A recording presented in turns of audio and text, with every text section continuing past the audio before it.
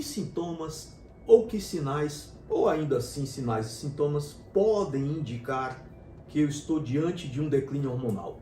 Bom, esse tema é um tema vasto, poderia redundar aqui um dia inteiro falando sobre isso, e a razão para isso é bem simples. Identificar um declínio hormonal é uma tarefa que exige muita experiência do profissional.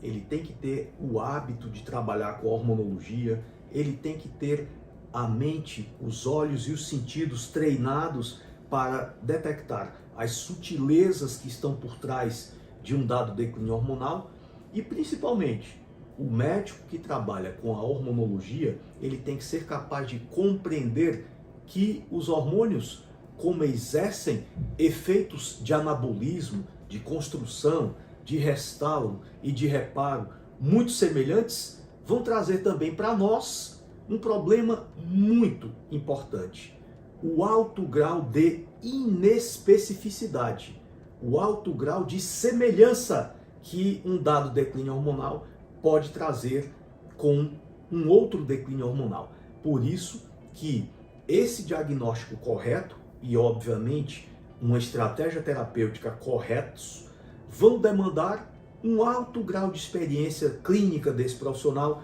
e vai ter muito mais peso a experiência clínica do que a própria análise laboratorial. Então, por exemplo, os principais hormônios que exercem ação anabólica no corpo humano. E aqui eu estou falando não só de mulheres, mas também estou falando também de homens. A melatonina, senhores e senhoras, é o principal hormônio humano. Não existe uma molécula reguladora que tenha um papel mais relevante para a vida humana do que a melatonina. E como é que eu poderia diagnosticar, através de sinais e sintomas, o declínio da melatonina? Bom, simplérrimo.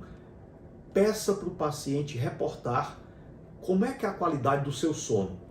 A que horas dorme, a que horas acorda, o que é que acontece do transcurso de tempo entre o momento que ele dorme e o momento que ele acorda, como é que ele acorda pela manhã. Então, se uma pessoa me diz que dorme depois das 23 horas, ela já está me dizendo que ela tem a deficiência de melatonina.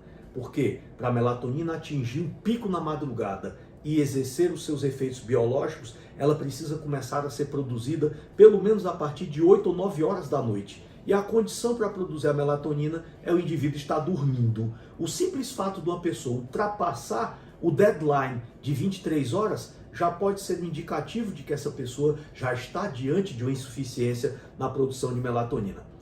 A que horas acorda? Se essa pessoa acorda muito depois que o sol nasceu, 8 da manhã, 9 da manhã, 10 da manhã, já é um indicativo de que ela está passando por um processo de desincronização neuroendócrina imunológica por uma possível insuficiência de melatonina. Se essa pessoa, ao dormir e ao acordar, não consegue manter a noite inteira em sono, sem se levantar, sem despertar, essa também pode ser uma indicação de insuficiência de melatonina.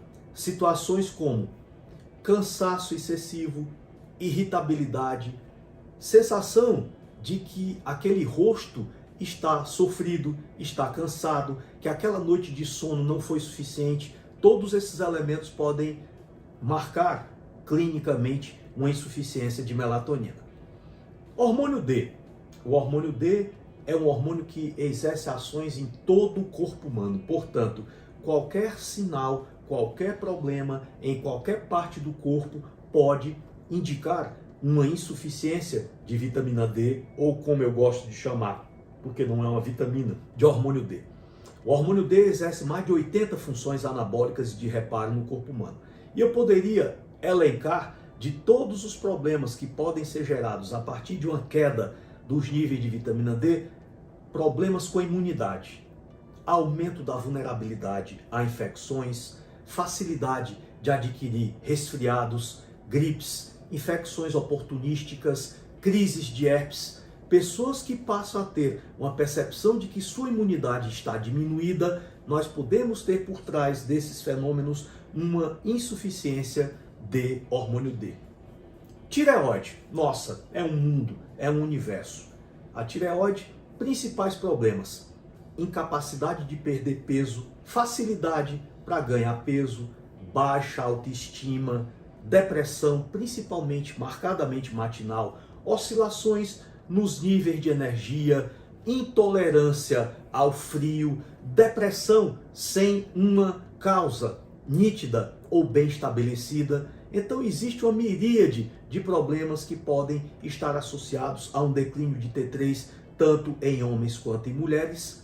Em relação ao cortisol, um hormônio fundamental não apenas para adaptar a resposta fisiológica do corpo humano ao estresse, mas também para promover os processos de recrutamento, utilização de energia por parte do corpo humano. Então, tudo que diz respeito à energia diz respeito ao cortisol. E, portanto, uma das mais frequentes manifestações de um excesso ou de uma insuficiência de cortisol pode ser cansaço permanente, principalmente esse cansaço matinal, essa dificuldade de acordar pela manhã. Normalmente essas pessoas não conseguem acordar espontaneamente, precisam de recursos como despertador, passam da hora, quando acordam já apresentam um mal-estar, o dia já começa cansado.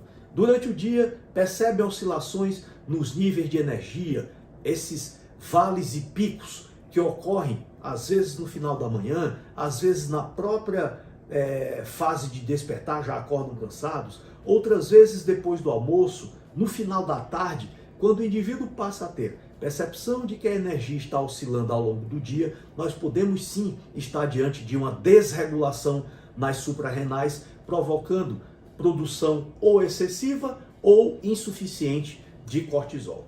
Os hormônios gonadais, estradiol, progesterona, podem cursar com problemas que vão desde dificuldade de ovular até a ovulação, até alterações na frequência, no ritmo, na recorrência dos ciclos menstruais. Nos homens, a queda de testosterona pode provocar uma vasta gama de problemas, irritabilidade, mau humor, dificuldade de lidar com situações estressoras, aumento da circunferência abdominal, diminuição da massa muscular, diminuição da cognição, diminuição da capacidade de concentração, diminuição do desempenho ou do desejo sexuais. Enfim, observem que essas quedas, como eu disse no início, são muito inespecíficas e exigem um alto grau de perspicácia, de tirocínio e de experiência clínica para que elas sejam adequadamente identificadas, adequadamente diagnosticadas e, claro, se eu tenho um diagnóstico correto, eu terei mais chances de também ter um tratamento correto que produza benefícios, que minimize qualquer risco e que principalmente promova, contribua e tenha um papel importante na qualidade de vida de nós seres humanos.